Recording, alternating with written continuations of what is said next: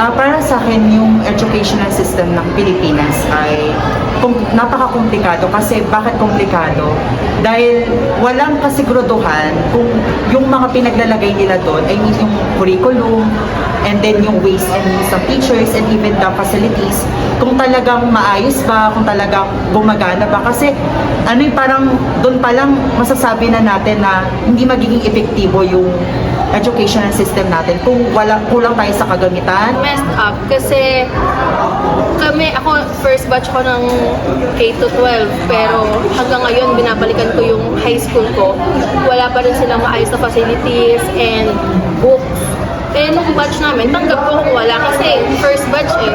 Ngayon po, looking back kahit nag-visit po ako, wala talaga.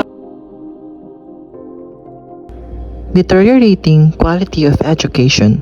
Several studies have pointed out the alarming deterioration of the quality learning in the Philippines, and this was officially confirmed in the basic education by our very own Secretary of Education, VP Sara Duterte. Shortage of school buildings. DepEd's biggest concern is the lack of infrastructure and resources. In addition, books and other teaching tools such as textbook and teaching devices are in short supply and in worse condition. Overwork and underpaid teaching staff.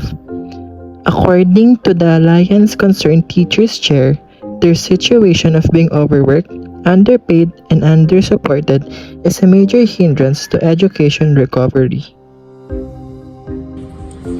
Sara Duterte unveiled her educational agenda, theme, Matatag, Bansang Makabata, Batang Makabansa.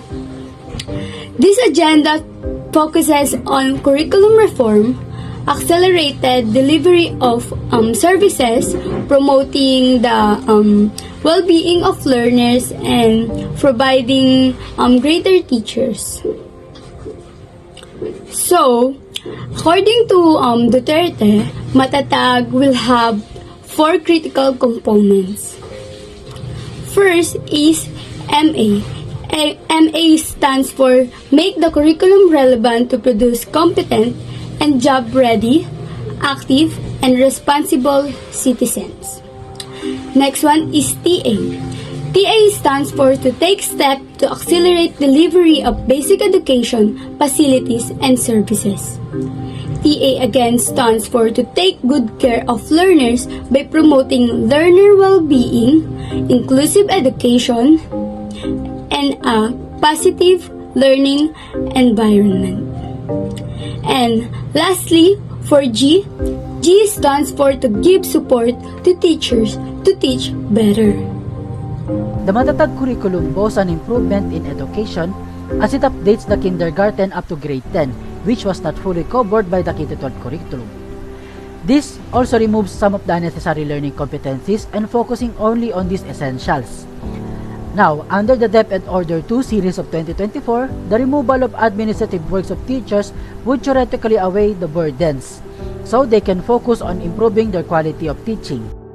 A recommended solution. In countless studies, it was established that technology could have a positive impact on the education and the people of the Philippines. It showed that students using digital tools in learning were able to grasp the curriculum much faster and had a better performance than students that had no access to digital tools. Number 2, invest more in preschool and early nutrition. Investment in other early childhood metrics such as childhood nutrition during the first 100 days can also have a positive effect on student outcomes, as malnutrition impairs brain development and student ability to focus and participate in learning. Number 3, focus on improving teacher quality. Global evidence has shown that teachers' quality can be a stronger predictor of student learning.